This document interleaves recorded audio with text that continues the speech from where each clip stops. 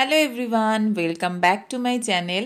আশা করি তোমরা সবাই খুব ভালো আছো, আমিও খুব ভালো আছি।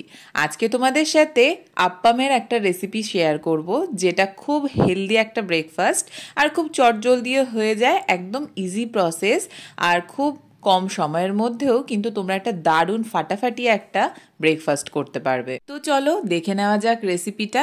প্রথমেই দেখতে পেলে আমি 1 কাপ সুজি নিয়েছি আর তার সাথে 1 কাপ কিন্তু আমি টক দই নিয়েছি।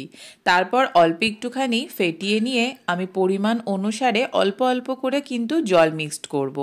বেশি কতগুলো জল একবারে দিয়ে ফেলবে না, তাহলে কিন্তু ব্যাটারটা পাতলা হয়ে যেতে পারে। তো দেখো সুন্দর একটা পেস্ট তৈরি হয়ে গেছে।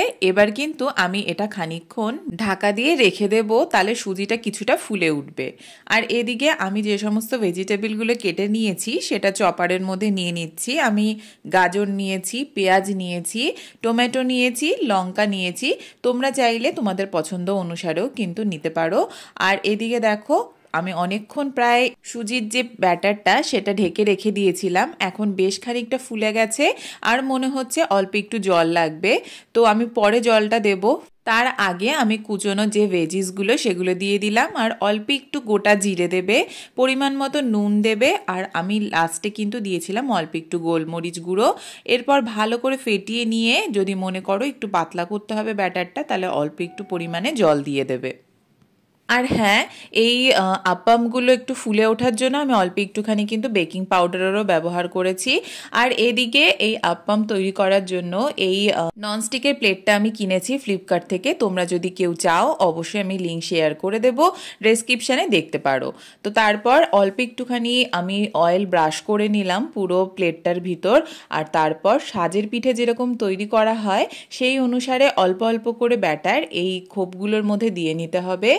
দেখো আমি কিন্তু 1 চামচ 1 চামচ করে দিচ্ছি, একটু কম ভরবে, তাহলে পরে এটা ফুলে গিয়ে আর একটু বড় হয়ে যাবে। আর যদি বেশি ভরে ফেলো তাহলে কিন্তু এটা ওভারফ্লো করবে, সেটা বুঝে তোমরা দেবে। এরকমভাবেই পুরোটা দিয়ে নিয়ে আমি উপর থেকে গার্নিশিংয়ের জন্য একটুখানি ধনেপাতা দিয়েছিলাম।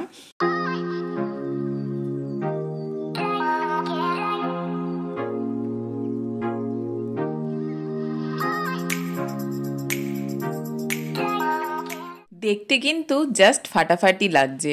এবার কিন্তু আমি আস্তে করে লিডটা চাপা দিয়ে দিলাম। এরপর মিনিট 10 পরে আস্তে করে তোমরা লিডটা ওপেন করবে, দেখবে সুন্দর কিন্তু একটা গোল্ডেন গোল্ডেন কালার চলে এসছে। এরপর একটা ছুরির সাহায্যে আস্তে আস্তে করে এগুলো কিন্তু উল্টে দিতে হবে।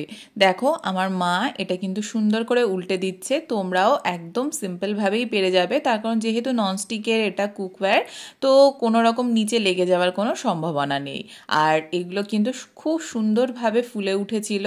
তোমরা চাইলে এই ননস্টিকের প্লেটটায় যারা সাঁচের পিঠে খেতে পছন্দ করো তারাও কিন্তু তৈরি করতে পারো। এই প্লেটটায় বেশ ভালোই হবে, তবে ছোট ছোট হবে একটু।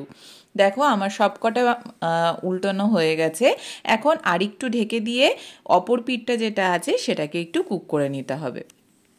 অপোজিটের যে পিঠটা সেটাও একদম প্রপারলি তৈরি হয়ে গেছে। আমাদের আপ্পাম কিন্তু একদম রেডি।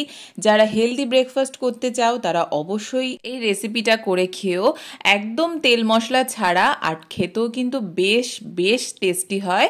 বাচ্চারাও কিন্তু চটজলদি ফিনিশ করে দেবে, যেহেতু এগুলো দেখতে বেশ সুন্দর এবং কিউট। জানিও কেমন লাগলো, ভালো লাগলে অবশ্যই লাইক শেয়ার করো।